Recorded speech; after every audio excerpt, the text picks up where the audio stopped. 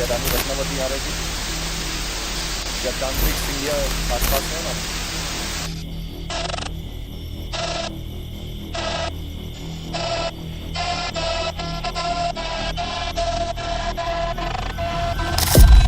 दोस्तों जरा सोचिए, अगर कोई इंसान पूरी जिंदगी डरावनी जगहों पर जाए, भूत प्रेत की कहानियों के बीच रहे और फिर एक दिन वही इंसान अपने ही घर में रहस्यमयी हालात में मृत पाया जाए, तो क्या आप उसे एक आम मौत कहेंगे?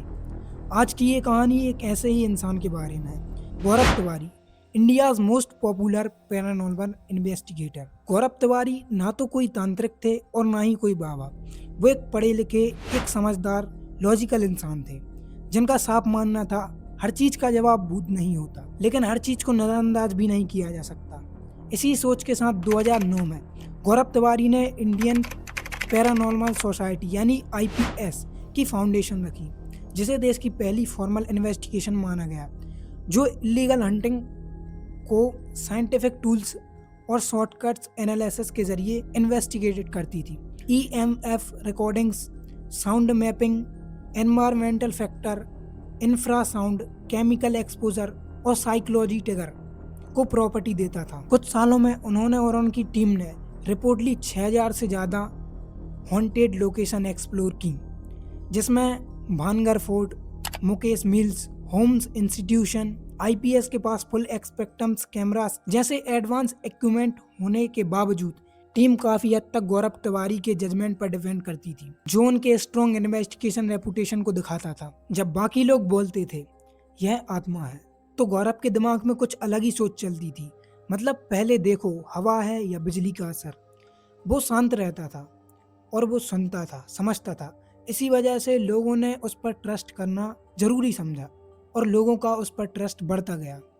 उन्होंने बहुत सारी लोकेशंस देखी, लेकिन कभी ये नहीं कहा ये जरूर भूत है। उनका कहना था कुछ चीज़ें एक्सप्लोर्ड हैं और कुछ सिर्फ कहानियाँ। और शायद यही बात लोगों को अच्छी नहीं लगी। टीवी पर आने के बाद लोग उन्हें घर घर जानने लगे, लेकिन फेम के साथ उनको आया दबाव।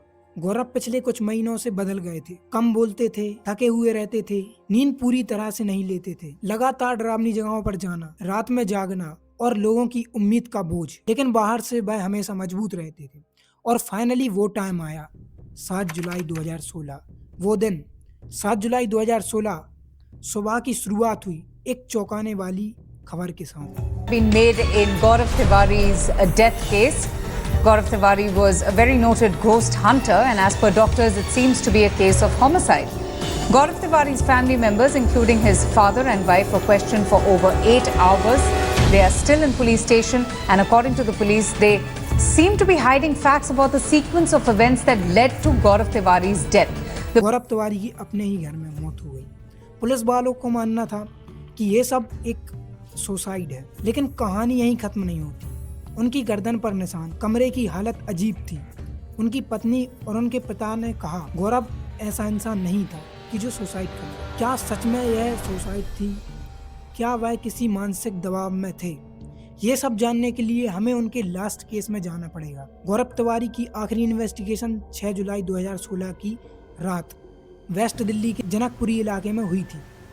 यह केस एक यंग लड़की से जुड़ा हुआ था, जिसके पेरेंट्स का कहना था कि उसका बिहेवियर वियर्ड हो गया और उन्हें लगता है कि इसके ऊपर कई सारी स्पिरिट्स का साया है। यह इन्वेस्टिगेशन एक ऐसी लड़की के अराउंड थी जिस पर रिपोर्टली 12 से ज़्यादा एंटिटीज़ का साया था, जिसमें एक पावरफुल स्पिरिट्स भी शामिल थी। कहा जाता है कि इस इन्वेस्टिगेशन के दौरान गौरव तिवारी को एक हैवी फोर्स महसूस हुआ। उन्होंने अपनी वाइफ को बताया था कि यह फोर्स उन्हें अपनी तरफ खींच रहा है और उसे कंट्रोल करना उनके लिए मुश्किल हो रहा था। 6 जुलाई की देर रात वो उस लड़की के घर गए थे।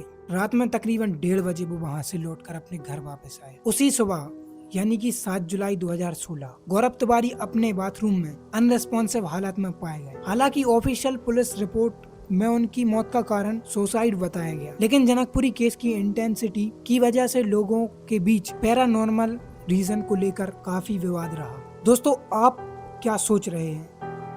क्या यह सिर्फ एक दुखद घटना थी या इसके पीछे कुछ और भी था?